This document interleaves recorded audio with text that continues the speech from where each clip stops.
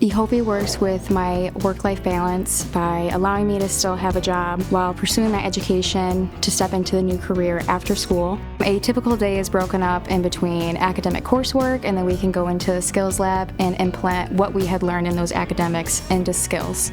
I like the hands-on learning. The work-life balance has been great for me. Some of the skills that we learn here in Skill Lab is maintaining a proper aseptic technique throughout the entire procedure, learning about draping, gowning, gloving, scrubbing, importantly like anticipating a surgeon's needs while during a procedure, and we can learn about all the different specialties that would be brought into an OR on a daily basis.